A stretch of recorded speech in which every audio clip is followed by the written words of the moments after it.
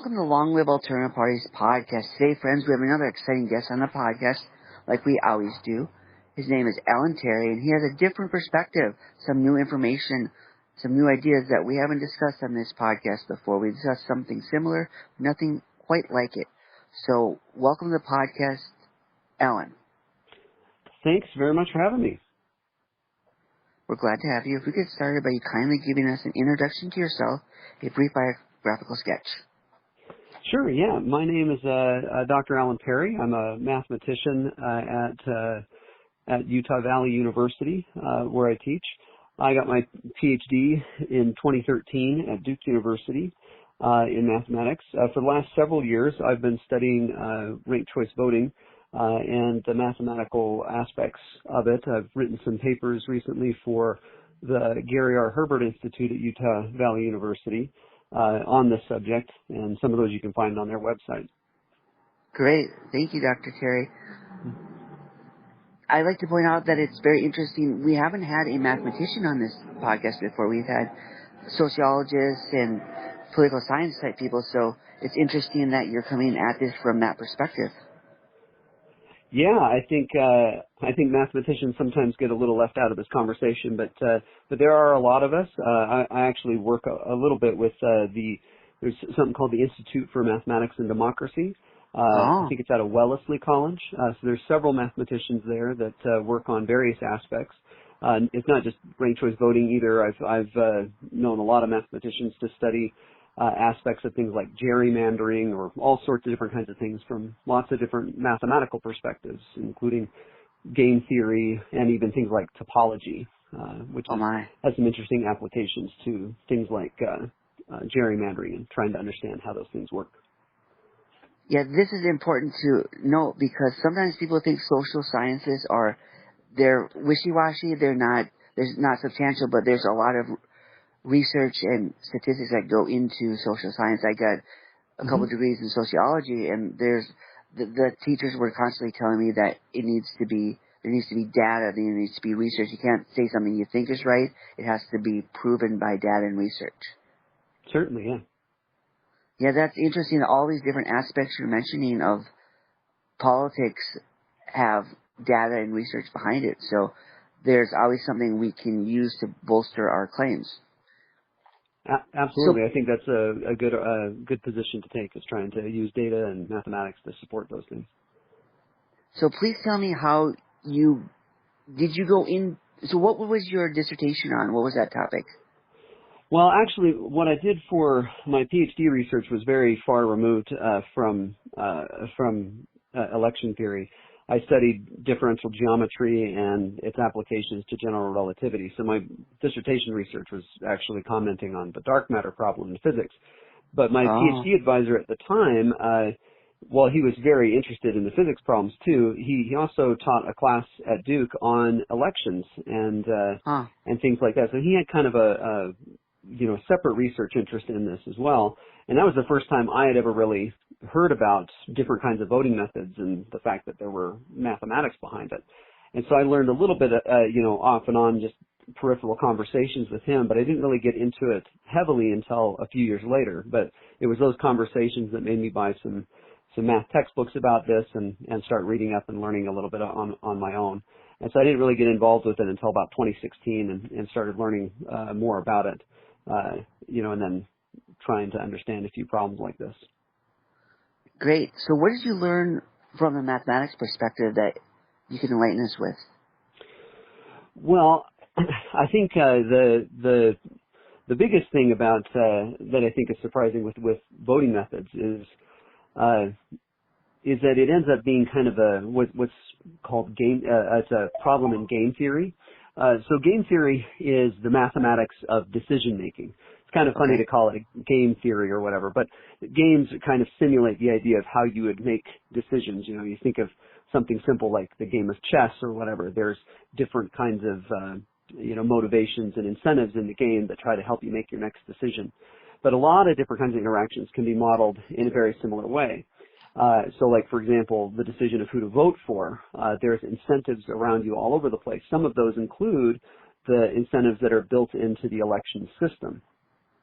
So Like, for example, one that everybody seems pretty familiar with is the idea in plurality of having to vote for the lesser of two evils, Yes. because you think those are the only ones that are sort of likely to win. That influences how you're going to choose to vote, and you might not vote for who you actually care about and want to win, because you want to make sure that your vote actually counts and prevents what you might find as a less desirable outcome. Sure. And so the application of game theory to this is the idea that if you understand sort of the motivations around it mathematically and understand sort of the strategies that are happening, then you can sort of predict, outcomes. You can also talk about like what makes a good voting system and not. For example, maybe not for example, but to kind of further elaborate, the main two things that I think a voting system should do is, first, it should motivate the populace to vote honestly, to honestly represent what they actually want. Okay. Right? And because if the purpose of voting is to actually glean a collective opinion from everybody, there's no way you can actually get that information if people aren't providing accurate data. So even if you had a system that was designed to actually interpret the sort of collective opinion of everybody accurately, if everybody was voting honestly, if the system didn't also motivate them to vote honestly, then you're not going to be able to accurately determine that just because the data is bad. So you want to make sure you're motivating people to vote honestly, but then you also want to have a system that, in addition, takes those honest votes and produces a reasonable collective opinion from them. So any voting method that you talk about should really be couched, in, I think, in sort of how well does it achieve those two objectives.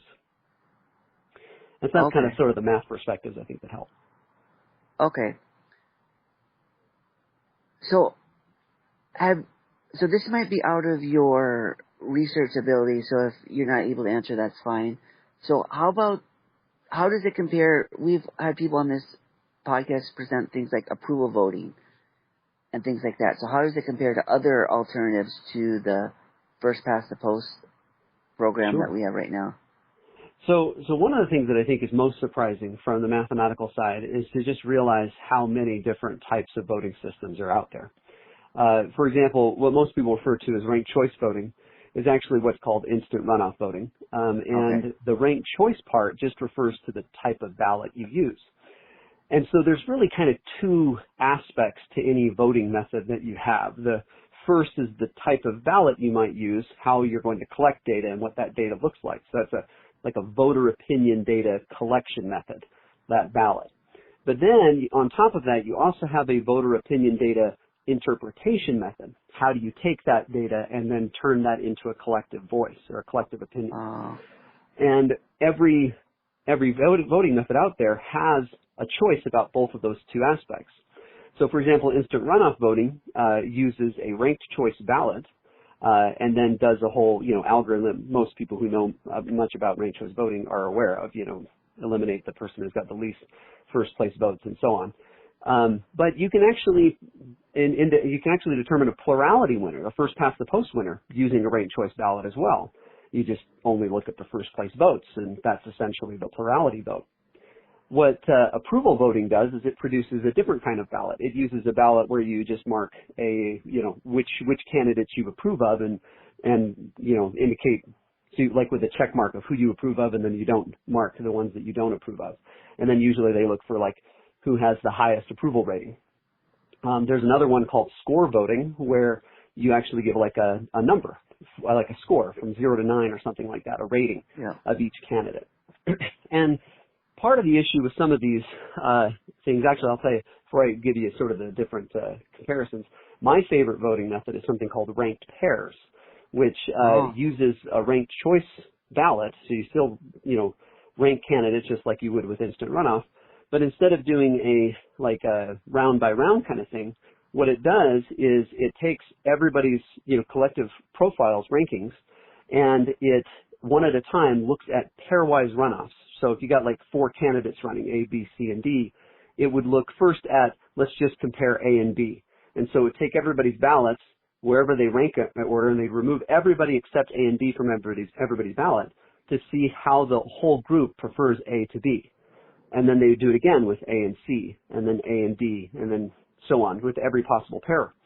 And if you have one if you have a candidate that beats every other candidate in a pairwise, kind of victory, they're what's called a Condorcet winner, and ranked pairs would select that as the winner. The tricky part is that sometimes you don't necessarily have that. And so you can have a situation where the whole electorate might prefer candidate A to candidate B and prefer candidate B to candidate C, but they'll prefer candidate C to candidate A, and you get a sort of rock, paper, scissors problem. And so the way ranked pairs resolves that is it looks at the strength of victory. How much did A beat B by? How much did B beat C by? And how much did C beat A by? Finds the weakest victory and throws that one out and prioritizes the stronger victories, and then creates a ranking from that. And it ends up satisfying a whole lot more what we call fairness criteria, which are different kinds of criteria to determine is the election method actually doing what we kind of expect it to do. And that's how mathematicians actually go about trying to compare different methods, is they try to look at what kinds of fairness criteria do they match. And things like approval voting and score voting and ranked pairs and instant runoff and plurality all satisfy lots of different kinds of conditions, and there's different theorems about it. It becomes actually quite complicated, but the overall kind of thing that you see is that it's very difficult to find an election method that satisfies everything that you expect that should be fair in an election. And so it kind of ends up being sort of like, how do you optimize what you think is the most important criteria, and then make sure that the election method you pick does that. Okay, wow. That's new stuff, like I was mentioning earlier. That I never heard of that rank pair option. Mm-hmm. That's interesting. Yeah, we've had tons of election reform people on this podcast, and that's something new. So that's great. So where's that being used, that election pair type of ranked choice voting? So ranked pairs is actually pretty new. If I remember right, and I could be wrong about this date, I think it was only developed in like the 70s or 80s. So it's like less than 50 some odd years old. And so I don't know of any like country or municipality that actively uses it itself, just because it's so new, and it takes a long time for these kinds of things to get to get some traction. And I think that's kind of why instant runoff voting kind of became the thing, is that it was one of the earlier ranked choice kind of methods, and a lot of countries have used it. And so I think it just kind of gained a lot of attention that way. Sometimes these voting methods are actually developed as like, how does like a board of directors make a decision or something like that, and they're not necessarily developed in the context of like a whole population doing a vote. It's just, how does a group make a collective decision? Sure. And so like economists and stuff like that a lot of times will produce these ideas. So so when you have the theory for the ranked choice voting and then you put it to the test, how do you determine whether there's enough places are trying it for it to be deemed successful? How is it statistically significant? How do you determine that? That's a great question. So when you're looking at different places that have used various voting methods, you kind of have to think about what were you trying to accomplish by implementing a different voting method. And so then you would look for data that kind of addresses those kinds of things. Like with instant runoff, a lot of the things that I've seen people argue that it should do is that it should relax people's ability to feel comfortable voting for, say, a third party without wasting their vote. They want it to produce more civil elections. They want it to produce more confidence that the voter confidence that their that their voice is being heard, things of that sort. And so a lot of times when I've seen them evaluated, what they'll do is they'll survey the populace to see if people feel that that's actually happened. Did you notice that the candidates actually were nicer to each other, or did they do less smear campaigns or whatever? There's also kind of more mathematical questions that might come up, like, did it actually solve, say, a spoiler candidate problem? That's another big thing that instant runoff proponents of instant runoff voting argue that it does, and is satisfy the spoiler candidate issue. And there's examples like there's a recent election back in 2020 in Alaska where it kind of ran into a weird thing that a lot of people misinterpret and don't understand very well between Sarah Palin and I can't remember the other two people that were in the election, but I think it was I want to say it was the Senate election up there. I'm just blanking on the other people's names, or the House of Representatives, whichever one it is, back in 2020. And they ran instant runoff voting, and the Democrat won, even though, Alaska is a predominantly Republican state. And the problem was is that you had sort of two Republicans running, and so the hope was that instant runoff would prevent the Republicans from splitting the vote and causing a spoiler candidate. What happened is that because Sarah Palin was sort of more right-wing extreme than the other Republican candidate, some of the voters for the more moderate Republican candidate listed the Democrat as their second choice, as opposed to Palin. And so actually what would have happened if you look at the profile, if Palin hadn't ran or had been eliminated first, the moderate Republican would have won. They would have had more support than the Democrat. But just because they didn't have a lot of first place support, the moderate Republican was eliminated first, which allowed the Democrat who had the plurality already, to defeat Palin.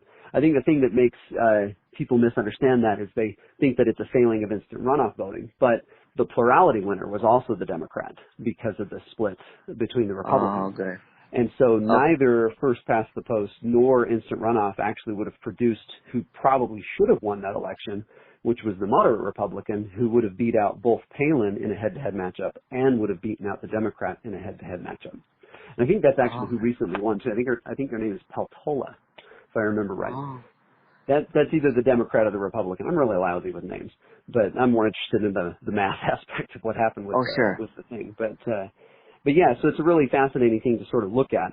And that kind of comes down to, like, what method do you use? So if you were trying to avoid sort of a spoiler candidate there, or in that case, what you're seeing is that the candidate who was eliminated first by instant runoff, that moderate Republican, was a Condorcet winner, would have won against Palin and against the Democrat had it been head-to-head.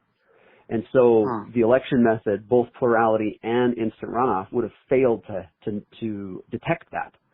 And so if you want to detect that when there is a Condorcet winner, then you would want to pick a method that always picks that winner, which neither instant runoff nor plurality do.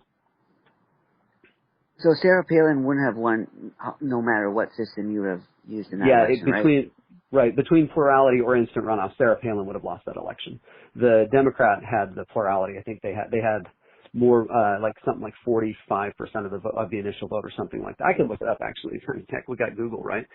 You could Google up the Palin election and sort of pull up the numbers. But so let's see, Palin, Alaska, 2020 election. Yeah, I remember her complaining that it was ranked choice voting's fault that she lost the election. Yeah, it really didn't make any difference. Let's see here. So I guess it's the 2022 election, I believe. Let's see if I can find the actual results. And let's see here. And I think Peltola. Where do I want the actual results here?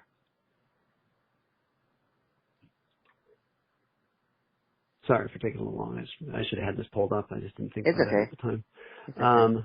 Let's see here. Yeah, so in the 2022 official results for this election here, so the election was between Nick Begich, Sarah Palin, and Mary Peltola. Mary Peltola, I believe, is the Democrat, and and Nick Begich is the moderate Republican. Oh, okay. I believe. So, yeah. And so Mary Peltola in the first round had 40.19% of the votes. Sarah Palin had 31% of the votes, and Nick had 28.5% of the vote. So Peltola would have won the plurality election too, because she had the most votes. So the fact that when Begich gets eliminated, a lot of his candidates are about 2/3 of his voters, they listed Sarah Palin as their second choice, but about 1/3 of his voters, roughly a third, a little less, had Mary Peltola listed as their second vote. Huh. And so by the time it gets counted, Peltola had 51.5% of the votes and beat Palin. And I think what people had expected instant runoff to do was, because both Begich and Palin were Republicans, is that they, everybody would have listed them together. And so if one of the Republicans, gets eliminated, the other Republican should have won. That's how it's trying to target to prevent a spoiler. And indeed, it does prevent that type of spoiler. So if you have a spoiler candidate where everybody lists them in a preference profile, would list them together next to each other, then instant runoff won't hurt either of those candidates. But this is an example of a situation where the Republican candidates were far enough apart that there was a portion of the Republicans that actually preferred the Democrat to the more extreme Republican. And that's kind of what caused instant runoff to not prevent that spoiler. But you can assume, I think I've actually seen the data on this, but I don't have it in front of me, but I'm pretty sure that everybody who voted for Sarah Palin that listed a second person, sometimes they only list one and they use ranked profiles, would have listed Nick Begich as their second choice. And so Nick Begich would have collected like almost all of Sarah Palin's votes and beat Mary Peltola head to head. And everybody who voted for Peltola would have listed Nick Begich second if they listed anybody at all. And so they would, if Peltola had been eliminated, Nick Begich would have beaten Palin. So Nick Begich head to head would have beaten both Palin and Peltola. And so really, Begich should have been the winner of that election, even though he had the least number of first place votes. He was the sort of consensus candidate. And that's kind of what plurality and instant runoff kind of fail to detect, is this kind of winner that can beat head to head in each candidate head to head. So do you remember him complaining about that then?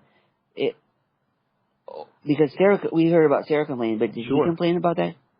To be honest, I don't know if people really thought about it, because, it's not really, something that, was, the idea of a Condorcet winner.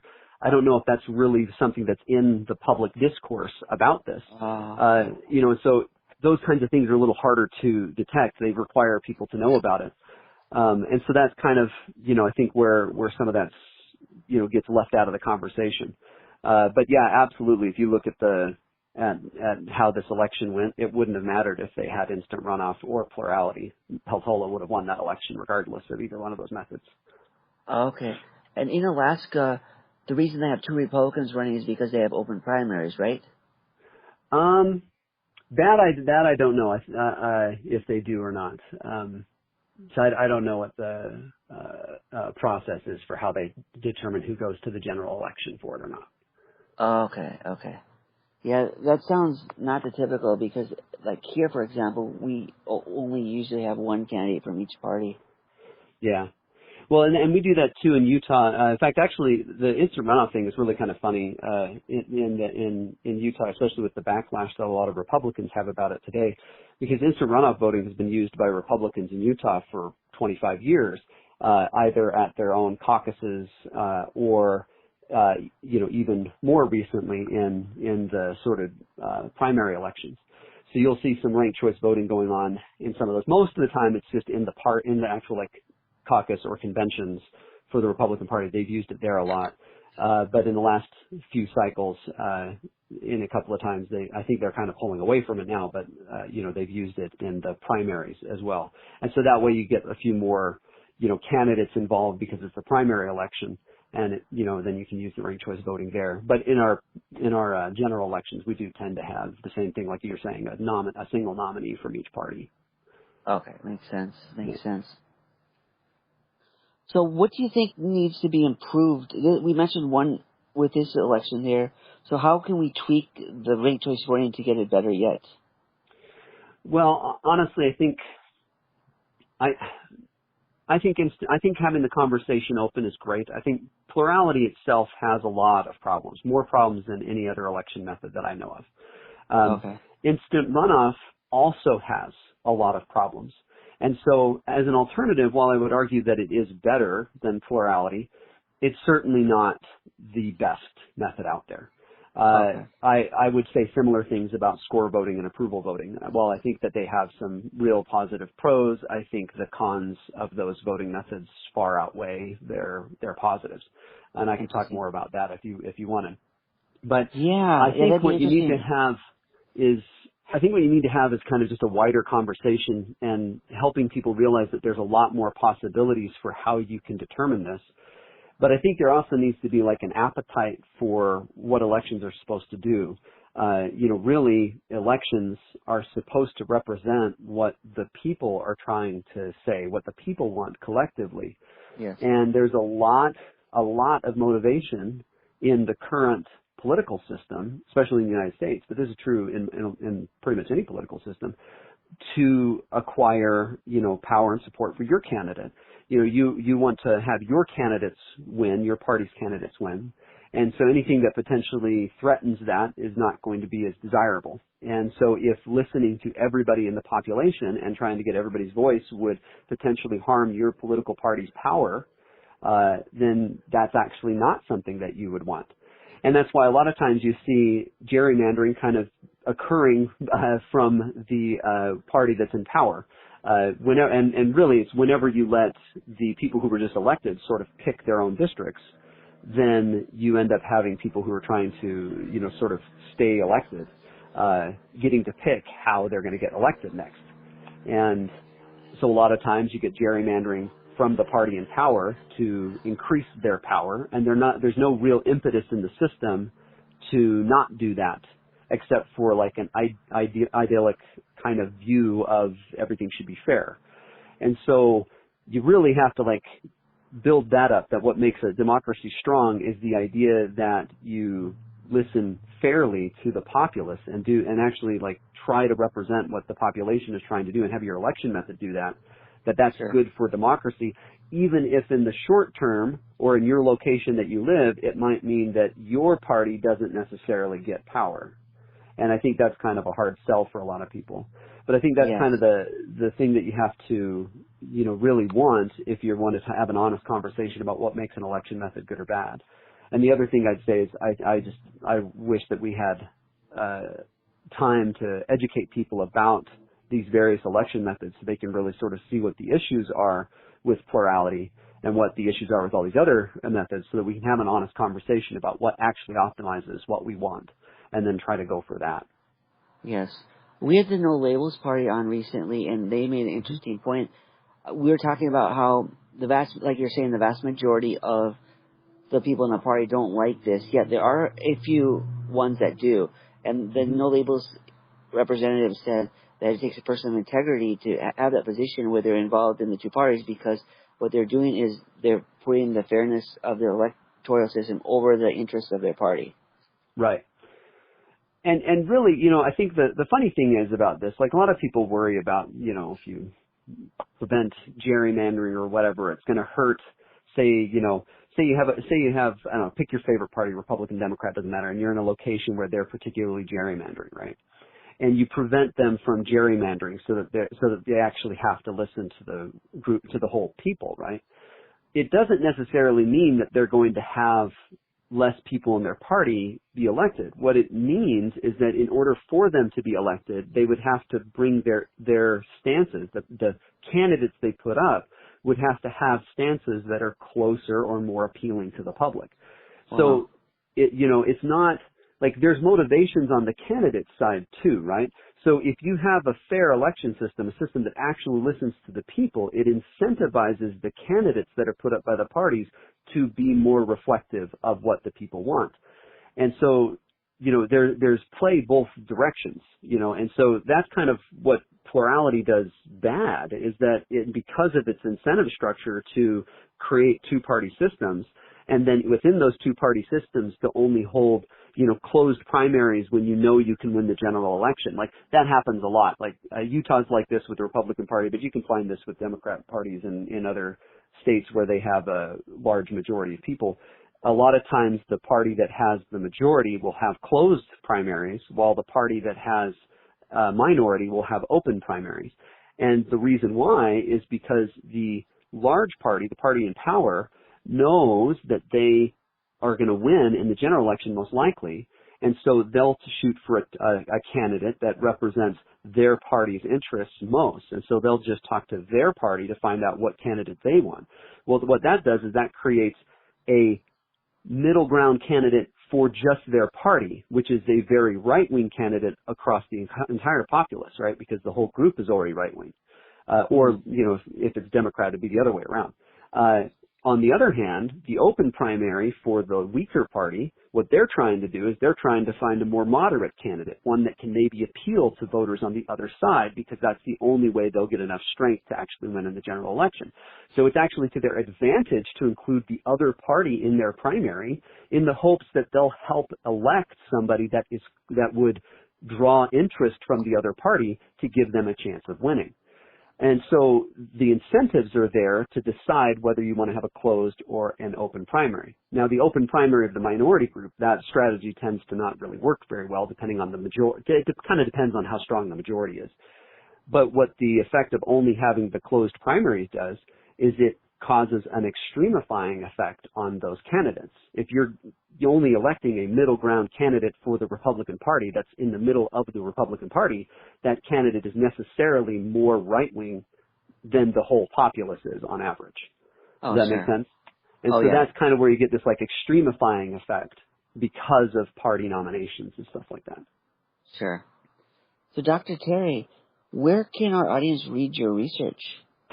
So a lot of the papers that I've recently written, some of which are designed to give like a initial overview of the mathematics of voting, you can find them on the Gary R. Herbert Institute for Public Policy's website.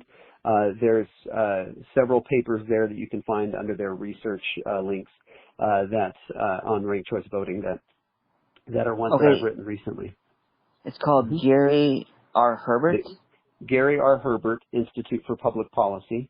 I got to make it clear, in both talking about Utah Valley University and the Herbert Institute, I don't speak for them. I'm only speaking for myself, but I have published with them, and so that's where you can kind of find those papers. But just to make it clear, I'm representing my own opinions. But yeah, you can find my research there that I've done with them.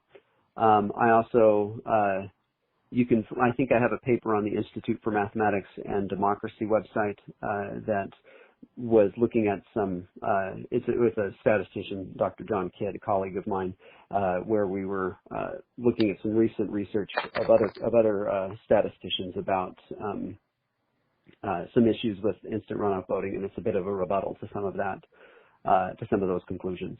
But you can find that on the Institute for Mathematics and Democracy website. Okay, great. So who is Gary R. Herbert?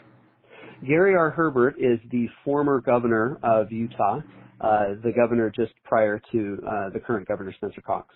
So a lot of he sponsored the creation of a public policy institute at Utah Valley University that I occasionally work with. So that's why some of my research ends up on their website. Great. So I can see about putting links to that in the podcast, the podcast show notes. So is there any other way that our audience can support you? Well, I have, if you are interested in watching, maybe some easy to digest content about ranked choice voting, I have a YouTube channel called Scholar Sauce. And on that channel, there's a few videos on voting. In particular, a recent one that I published last October called Do We Vote the Wrong Way? That gives a pretty good overview of, voting and why we should care about what type of voting method we use. Talks about a little bit more about some of the things that I've mentioned in this interview. And it's a fun little watch. I think it's only a half hour or so long, so it's probably worthwhile to watch. Yeah. Great. Yeah, it sounds like something up our audience's alley. Yeah. So, Dr. Terry, thank you for coming on the podcast today. Thank you for taking time out of your Saturday to enlighten us about instant runoff voting. Yeah, thanks for having me. I was happy to do it. All right. We wish you all the best in your academic career and everything else you do in life. Sounds great. You too. I wish you guys the best. Thank you. Bye now. Bye.